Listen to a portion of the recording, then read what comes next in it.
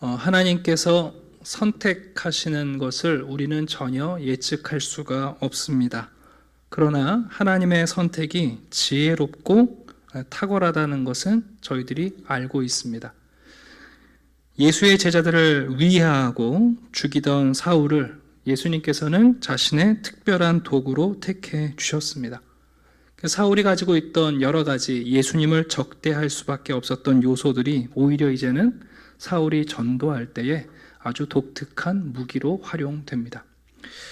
사울이 교회를 한참 잔인하게 핍박하고 박해할 때 아마도 성도들은 교회가 위기를 만났다고 생각했을 겁니다. 위기의 때는 불확실한 시대이고 또한 위기의 때는 매우 위험한 시기입니다. 우리 눈으로 볼 때는 불확실한 시대, 위기의 때가 위험한 때로 보이지만 그런데 여러분, 하나님의 경영에서는 그때가 또한 승리의 때이기도 합니다. 무슨 얘기냐면 그 불확실한 때에 하나님께서는 자기의 사람들을 발견하시기 때문에 그렇습니다. 우리가 코로나라는 불확실한 시대를 살아가죠. 근데 여러분, 이게 위기의 시기이고 우리에게 불편한 시대임이 분명한데 하나님께도 그렇지는 않습니다. 하나님은 이 위기의 때에 자기의 사람들을 새롭게 발견하십니다. 그래서 그 박해의 주동자인 사울을 예수님이 택하시고 도구로 삼으시는 것 아닙니까? 구약성경을 보면 매우 인상 깊은 시대가 소개됩니다. 북왕국 이스라엘 역사 가운데 가장 어두웠던 때가 바로 아합 왕 그리고 이세벨 여왕이 통치하던 시대입니다. 그때 유명한 엘리야라는 선지자가 등장하지 않습니까? 근데 엘리야가 사역을 하면서 그가 포기해버려요. 하나님, 이 아합 변하지 않을 것 같습니다. 이세벨 변하지 않을 것 같습니다. 심지어 이세벨의 칼을 피해서 도망간 다음에 엘리야가 하나님께 뭘 부탁하냐 하면 이제 끝났습니다. 소망 없습니다. 저도 죽고 싶습니다. 그러거든요. 근데 여러분, 그때 하나님이 놀라운 이야기를 하십니다. 엘리야야, 바알에게 무릎 꿇지 않은 7,000명을 내가 선택하여 남겨놨다 그러세요. 여러분, 그 7,000이라는 숫자가 얼마나 어마어마한 숫자냐 하면 한번 생각해 보세요. 소돔과 고모라 성에서 하나님께서 의인 10명을 찾으셨는데 없었어요. 근데 여러분, 그 어두운 시대에 아합과 이세벨이 통치하는 시대에 하나님이 택하신 우상 숭배하지 않는 사람들이 여러분 7,000명이나 있다는 것은 놀라운 이야기예요. 우리도 위기의 때, 불확실하고 위험한 때인 것 같지만 여러분, 이때에 하나님은 자기 사람들을 선택하세요. 코로나 때에 여러분, 사람들의 진가가 드러나요. 이 위기의 때에 하나님께서 택하신 사람들이 어떤 사람인지 드러나요. 하나님의 선택과 하나님의 부르심에는 후회가 없습니다. 왜냐하면 하나님의 지혜가 완전하고 분명하기 때문에 그렇습니다. 초대교회 박해 시기에 예수님께서 사울을 선택하신 것은 결코 실수가 아니죠.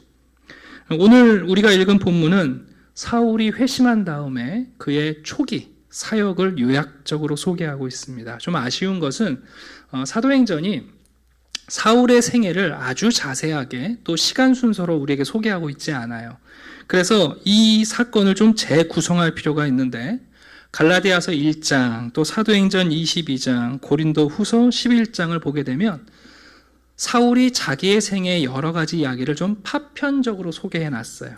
그래서 우리가 이 사울의 초기 생애를 이해하려면 그 이야기들을 좀 잘 가지고 와서 재구성을 해야 됩니다. 그래서 오늘은 제가 본문에는 없지만 갈라디아서나 또 사도행전 22장에 있는 이야기들을 좀 모아서 사울의 초기 생애를 요약적으로 좀 소개해 드리려고 해요.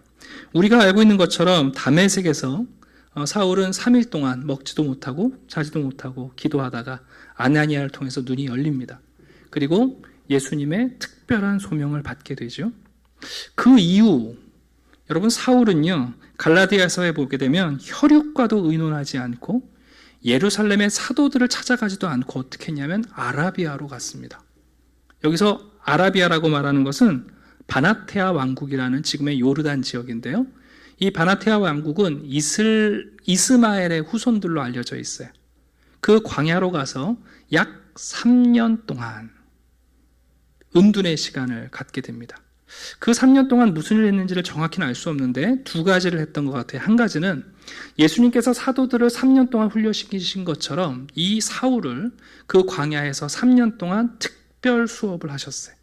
그리고 또 한 가지는 사울이 그 바나테아 왕국이 이스마엘, 성경에 나오는 게달인데요. 이곳에서도 역시 복음을 전했던 것 같아요. 자, 그 3년의 시기를 마치고 나서 다시 다메섹으로 오게 됩니다. 갈라디아서 1장입니다. 예루살렘으로 가지 아니하고 아라비아로 갔다가 다시 다메섹으로 들어갔노라. 그 내용이 이제 오늘 본문부터 시작되는 거예요. 그러니까 19장 전반절 음식을 먹으며 간 건 아니라 하고요. 그 밑에 사울이 다메섹에 있는 제자들과 함께 며칠 있었어요. 그 사이에 약 3년의 기간이 있다는 것을 우리가 이해하실 필요가 있어요. 자, 다메섹에 돌아와서 사울은 유대인들에게 복음을 전하기 시작합니다. 예수님이 하나님의 아들이다.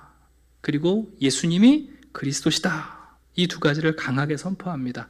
당연히 사람들을 당혹하게 만들었고, 그리고 사울을 반대하는 사람들이 사울을 암살하려는 시도를 합니다. 그래서 그때 어떻게 했냐 하면 제자들이 그 다메섹 성 바깥에 있는 그 성벽과 집이 주택이 붙어 있어요. 제가 사진을 좀 준비해 왔는데 사진을 한 4장 정도 보도록 하겠습니다. 하나 띄워주시겠어요? 네, 이게 다메섹 지도입니다. 다마스쿠스.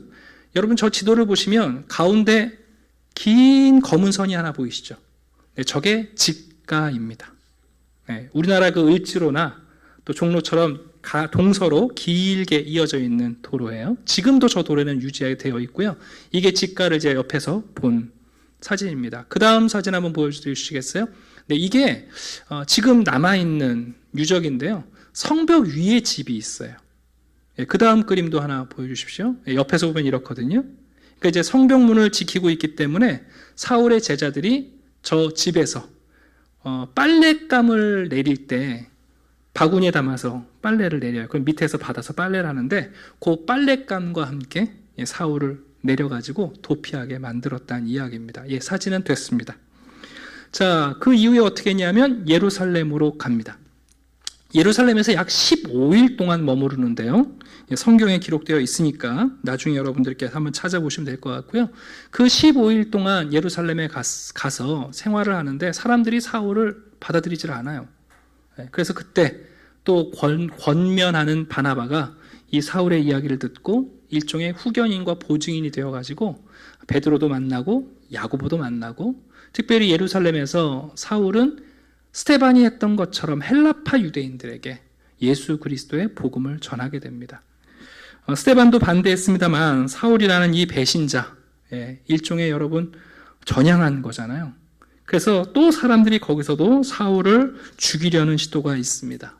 그래서 어떻게 했냐면 다른 제자들이 사울을 가이사랴 항구로 데려가가지고 일종의 배를 태워가지고 다소 고향으로 돌려보내요.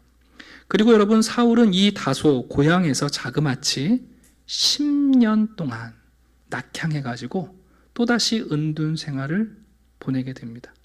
나중에 이 바나바가 안디옥 교회 담임 목회자로 오게 되는데 바나바가 안디옥에 와서 교사가 필요하니까 그제서야 사울을 채용해가지고 동역을 하게 돼요. 종종 우리가 사울이라는 인물, 바울이라는 인물에 대해서 매우 매력적인 모습을 우리가 갖고 있기 때문에 그가 정말 획기적인 회심을 하고 나서 바로 사역에 뛰어들고 선교를 하고 이렇게 생각하시는 경우가 많이 있는데, 실제로는 그가 회심한 다음에 3년에 예수님께 직접 계시를 받는 시간이 있었고요. 그리고 다메섹에서 그리고 예루살렘에서 초기의 사역은 인정받지 못하고 실패로 끝나고 말아요. 그가 고향에 낙향해서 10년 동안 아마도 성경을 다시 봤겠죠. 네. 그리고 10년의 시간이 거친 이후에라야 안디옥에서 교사로, 그리고 후에는 바나바와 함께 선교사로 파송됩니다. 이것을 좀 기억하시고 우리가 나머지 사도행전들을 좀 읽어보려고 합니다. 자, 오늘 여러분들과 전하고 싶은 아주 중요한 핵심은 뭐냐면 3년 동안 아라비아 광야에서 예수님께 계시를 받고 나서 사울이 다메섹에 들어와서 어떤 복음을 전했는가 하는 겁니다. 바로 20절입니다. 즉시로 각 회당을 다니면서 복음을 전하는데 그 복음의 핵심이 이거예요. 예수는 하나님의 아들이시다. 이런 얘기를 하면 교회에서 너무 많이 들은 이야기라 별로 참신성이 떨어지죠. 예수님이 하나님의 아들이란 거 누가 모르나. 근데 여러분, 이게 조금 깊이 이 의미를 이해하게 되면 이것이 굉장히 중요한 메시지가 담겨 있어요. 복음서를 보면 예수님께서 자기 자신을 칭하실 때 두 가지 호칭을 사용하세요. 인자라는 호칭, 또 하나는 하나님의 아들이라고 자기를 소개하십니다. 이제 인자라는 말은 사람의 아들, 그런 뜻이에요. 영어로도 son of man이거든요. 근데 인자라는 말을 들으면 예수님의 인성을 강조하는 것 같지만, 사실은 인자라는 말은 구약 성경에 나와 있는 하나님께서 땅에 보낸 신적인 존재인 신성을 강조하는 용어예요. 그러니까 인자라고 하고 사람의 아들이지만 그 호칭은 예수님의 신성을 강조해요. 그런 것처럼 하나님의 아들이라는 말이 너무나 뻔한 이야기인 것 같지만 하나님의 아들이라는 용어 속에 담겨있는 아주 중요한 의미가 있어요. 왜 예수님은 자기를 하나님의 아들이라고 표현하셨는가?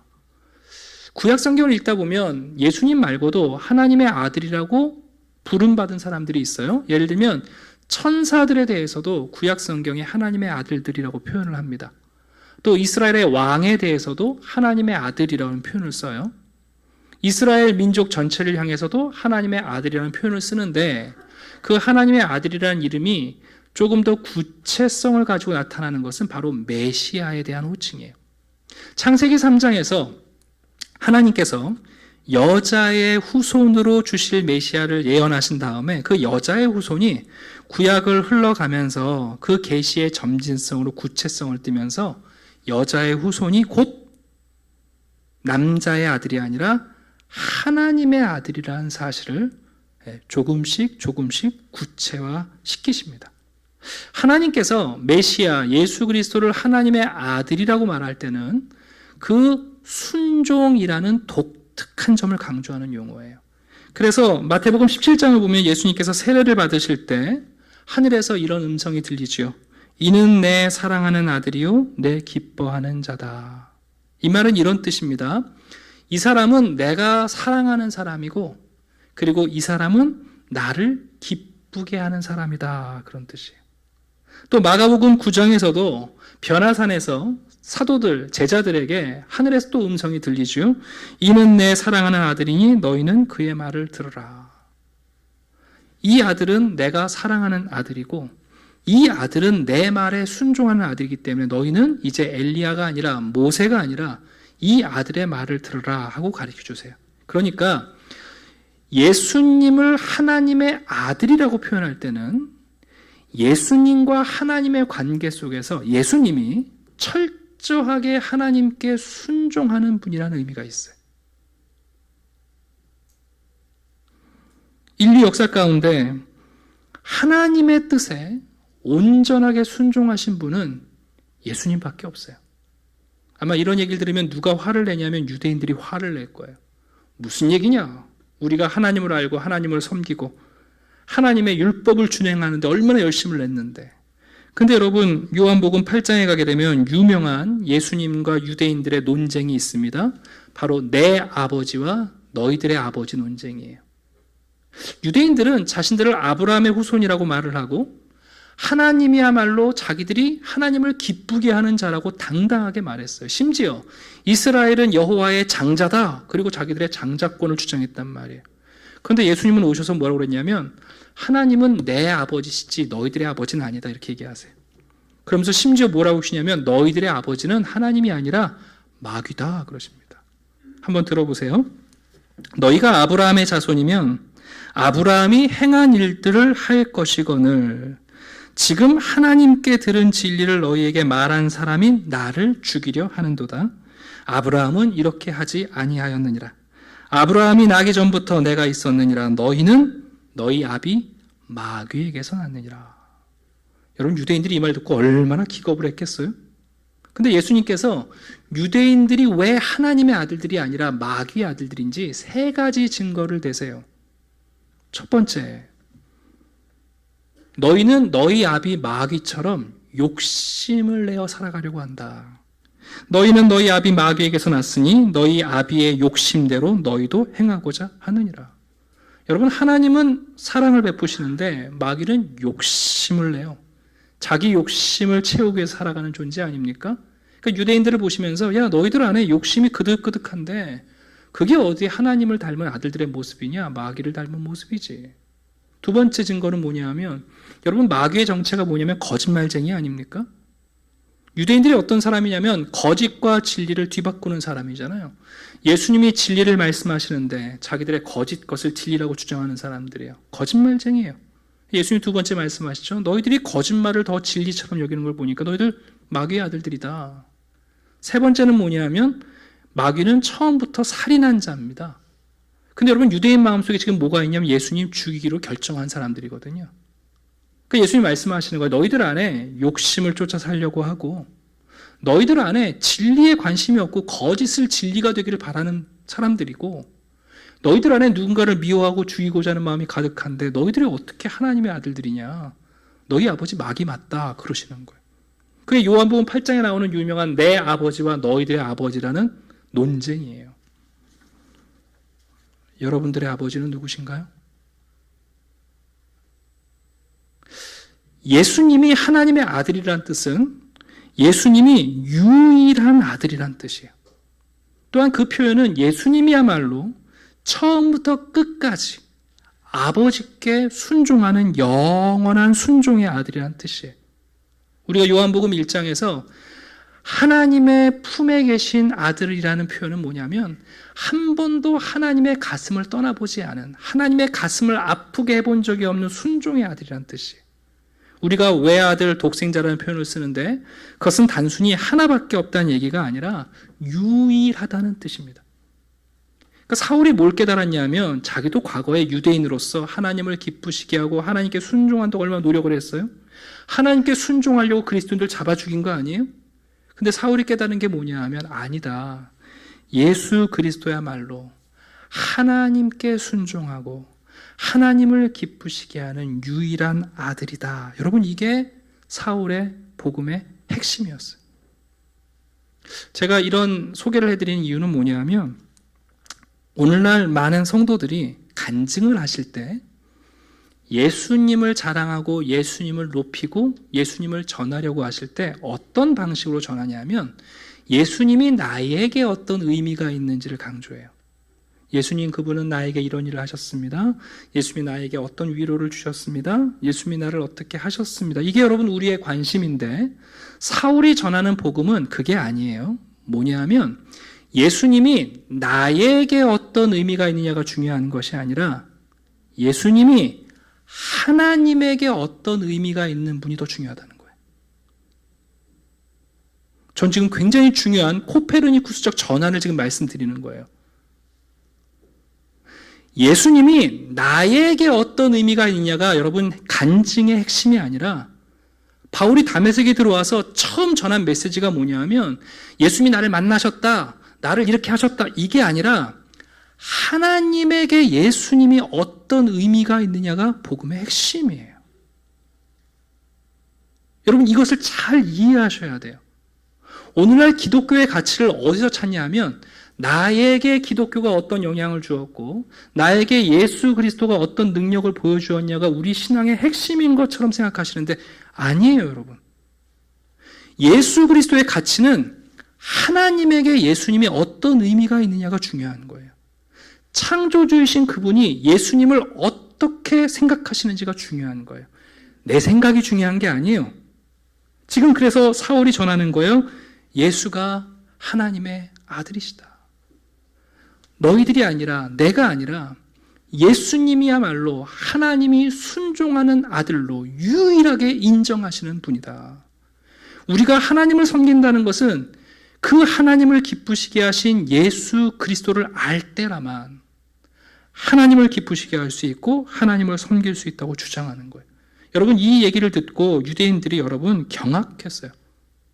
아니 저 사람 얼마 전까지 예수 이름 부르는 사람들 잡아 죽이려고 온 사람인데 이제 그 이름을 하나님이 기뻐하는 이름, 하나님이 가장 사랑하는 아들의 이름이라고 얘기할 때 사람들이 경악합니다. 여러분들 그런 반응에 사울은 힘을 더 얻어서 뭐라고 그러냐면 그 예수 그리스도가 바로 메시아이시다. 그리스도이시다. 우리의 구원자이시다. 여러분, 사울은 예루살렘에 있는 대제사장의 위임장을 받아가지고 대제사장이 맡긴 사명을 가지고 그리스도인들을 죽이러 온 사람입니다. 그런데 다메섹에서 사울은 예루살렘의 대제사장이 아니라 영원하신 대제사장을 만났습니다. 자기가 희생제물이 되어 온전히 죄를 속하시고 또한 그분은 부활하셔서 지금도 대제사장, 유일한 대제사장이신 그분께서 사울에게 새로운 사명을 맡기신 겁니다. 다메섹에 있는 유대인들이 사울을 죽이기로 합니다. 우리가 아까 살펴본 것처럼 그 사실이 알려지자 제자들이 사울을 깊은 밤에 문으로 나갈 수가 없으니까 여러분 빨랫감과 함께 광주리에 담아 성벽으로 달아서 도망가게 합니다. 자, 사울이 예루살렘에 도착했습니다. 그런데 예루살렘에 있는 제자들이 사울을 믿어주지 않습니다. 여러분 한번 생각해 보세요. 누가 믿겠어요? 스데반을 죽일 때 앞장섰던 사람, 수많은 그리스도인들을 잔악하게 학대해서 예루살렘에 있던 성도들을 흩어지게 만든 사람 아니에요? 그런데 여러분, 바나바가 이 사울의 말을 듣고 사도들에게 가서 천거해 줍니다. 이 사람 그리스도를 만난 사람이다. 그리스도께서 이에게 어떤 사명을 주셨는지, 또 다메섹에서 그가 어떻게 복음을 전하다가 수모를 당했는지를 전해줍니다. 자, 사울은 약 15일 동안 예루살렘에 머무르면서 특별히 헬라파 유대인들과 만나서 복음을 전합니다. 아마도 스데반을 죽인 일이 자기에게 주어진 사명이라고 여겼던 것 같아요. 그런데 헬라파 유대인들 역시 사울을 죽이려고 하고 결국 사울은 다메섹에서도 예루살렘에서도 더 이상 사역을 할 수 없어서 고향 다소로 낙향하게 됩니다. 근데 이때 사도행전 22장을 보면 아주 재밌는 기록이 하나 있어요. 사울은 어떤 생각을 했냐 하면 자기 딴에는 자기가 좀 쓸모있는 사람이라고 생각했던 것 같아요. 여러분이 한번 생각해 보세요. 전향한 사람이잖아요. 그래서 사울이 예루살렘에서 성전에서 기도할 때 주님을 만나게 되는데 한번 들어보시겠어요? 후에 내가 예루살렘으로 돌아와서 성전에서 기도할 때에 황홀한 중에 봄에 주께서 내게 말씀하시되 속히 예루살렘을 나가라 하는 음성을 들어요. 여러분, 예수님께서 사도들에게는, 다른 사도들에게는 예루살렘을 떠나지 말라 그러셨잖아요. 근데 예루살렘에서 사역하려는 사울에게는 예루살렘을 나가라. 그들은 내게 대하여 증언하는 말을 듣지 아니하리라. 사울, 미안한데 네 생각은 네가 매우 효과적인 전도자라고 생각하는 것 같은데 유대의 땅 예루살렘에 있는 사람들 네 말 안 들을 거야. 너는 빨리 예루살렘을 떠나 그러시는 거예요. 여러분, 여기에 대해서 사울이 항변합니다. 한번 들어보세요. 내가 말하기를 주님, 내가 주를 믿는 사람들을 가두고 또 각 회당에서 때리고 또 주의 증인 스데반이 피를 흘릴 때에 내가 곁에 서서 찬송하고 그 죽이는 사람들의 옷을 지킨 줄 그들도 아나이다. 그러니 제가 전향해서 제가 복음을 전하면 사람들이 제 말을 믿지 않겠습니까? 제가 예루살렘에서 사역하겠습니다 하고 고집을 피워요. 그때 다시 한번 말씀하십니다. 이르시되 떠나가라. 내가 너를 멀리 이방인에게로 보내리라. 여러분, 이거 매우 의미 있는 이야기입니다.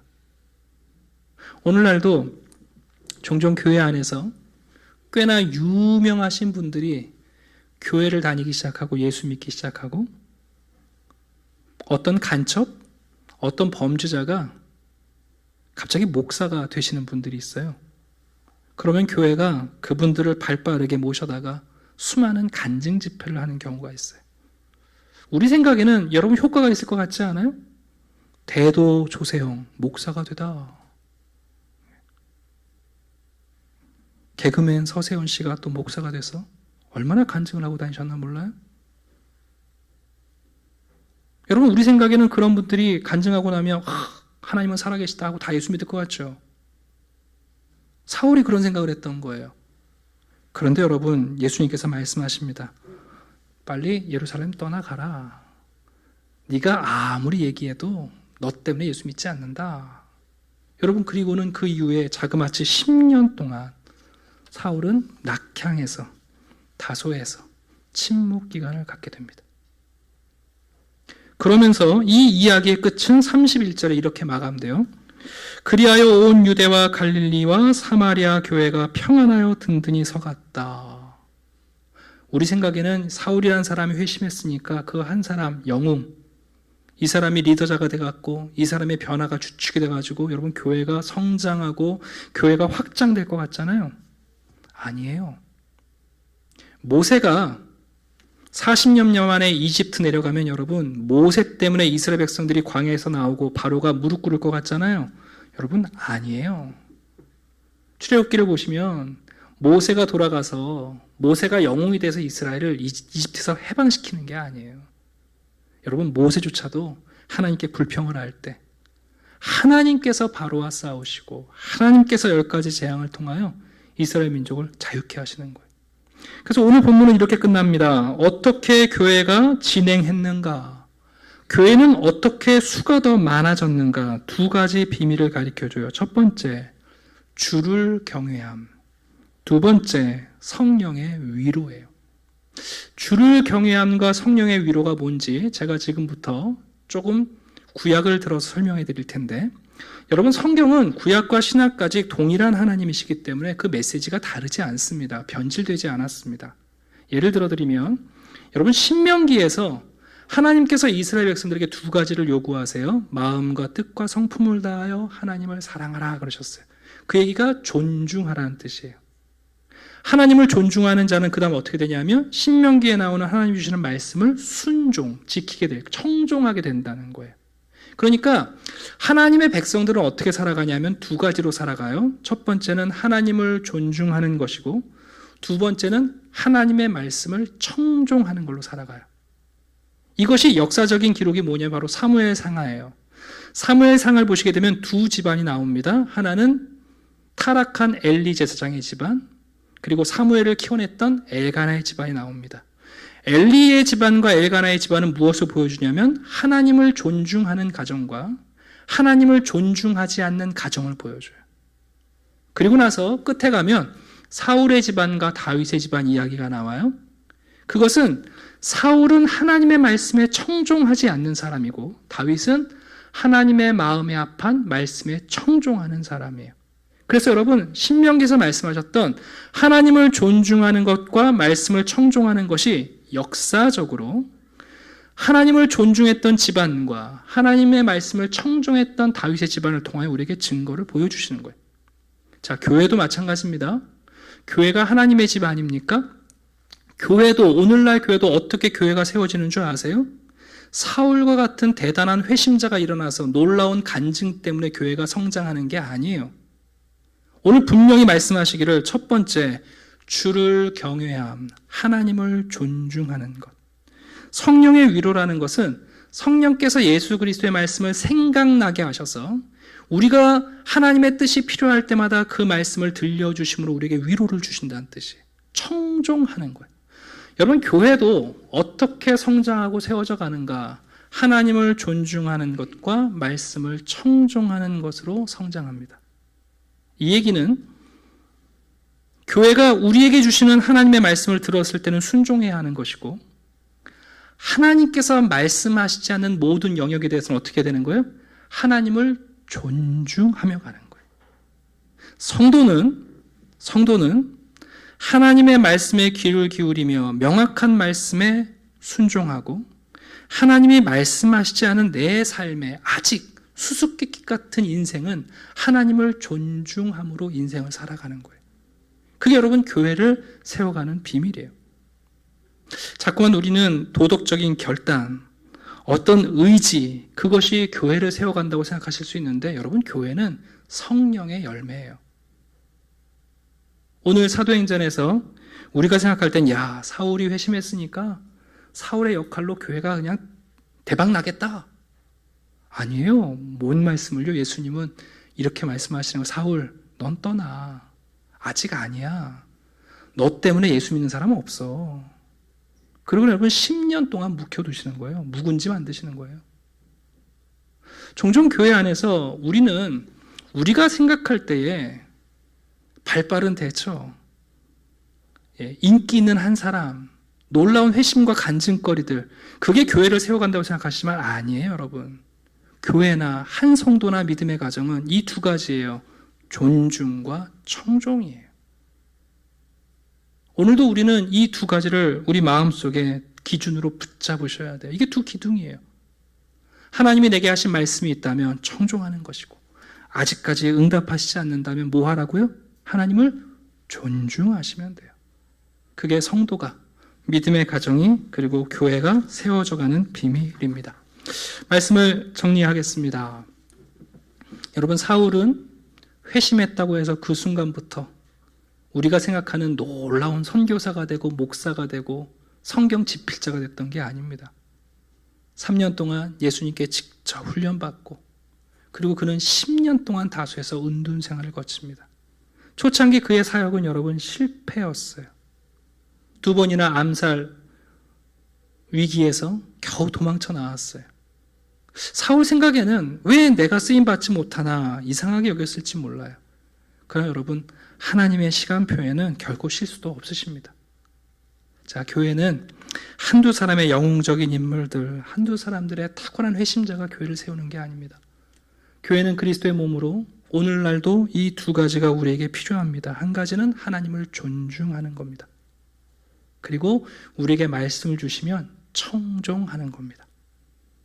저는 우리 한샘교회가 제가 부교육자 시절에 어떤 결단과 의지와 행정과 시스템 다 해봤어요. 근데 여러분, 그게 교회를 세워가지 않아요. 이상한 교회는 그렇게 세울 수 있지만 성령의 열매인 교회는 오늘 본문에 있는 것처럼 주를 경외함, 하나님을 존중하는 거예요. 목회자가, 교회 지도자들이, 우리 모든 성도들이 하나님을 존중하는 거예요. 하나님의 뜻이 보이지 않을수록, 그 음성이 명확하지 않을수록 하나님을 존중하는 거예요. 그러나 하나님의 말씀이 우리에게 들려지면, 하나님의 뜻이 분명해지면 우리가 순종하는 거예요. 그래서 예수님이 나에게 무슨 의미가 있느냐가 아니라 예수님이 하나님에게 무슨 의미가 있느냐가 우리의 간증인 거예요. 이 대전환이 우리들의 신앙을 여러분 견고하게 만들어요. 오늘도 주판을 두들기면서 예수님이 나한테 손익, 나한테 손해인가, 나한테 아니면 득이 있나, 나에게 예수님이 어떤 의미가 있냐, 여러분 그것은 차선이에요. 정말 중요한 것은 하나님에게 예수님이 어떤 분인지를 알게 될 때 우리가 그 예수 그리스도에 대한 믿음을 굳건히 하실 수 있어요. 그러면 우리 앞에 어떤 일이 있더라도 더욱 힘을 얻어서 그 예수 그리스도가 바로 우리의 구세주, 메시아, 구주라고 고백할 수 있습니다. 오늘도 이 시간 우리가 귀한 주일날 와서 예배를 드립니다. 이 예배 가운데 우리를 사랑하시는 하나님, 우리를 위해서 죽으신 대제사장 되신 그리스도께서 우리의 예배를 중보하시지 않습니까? 네. 오늘도 여러분들이 어떤 의구심을 갖고 이 자리에 앉아있든지 간에 여러분이 잘 모르는 것들이 있거든 하나님을 존중하십시오. 그러나 분명히 알게 된 것이 있다면 청종하십시오. 그러면 주께서 우리를 인도해 주실 겁니다. 기도하겠습니다.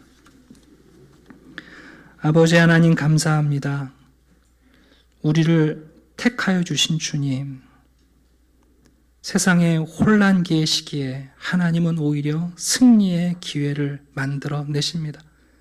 가장 어두운 시대에 7,000명을 택하여 남겨주셨던 것처럼 우리 시대 이 코로나로 인하여 우리들의 삶이 모두 멈춘 것 같고 사역이 멈춘 것 같지만 하나님께서는 이 어려운 때에 주의 사람들을 택하시고 일으켜내실 줄 믿습니다.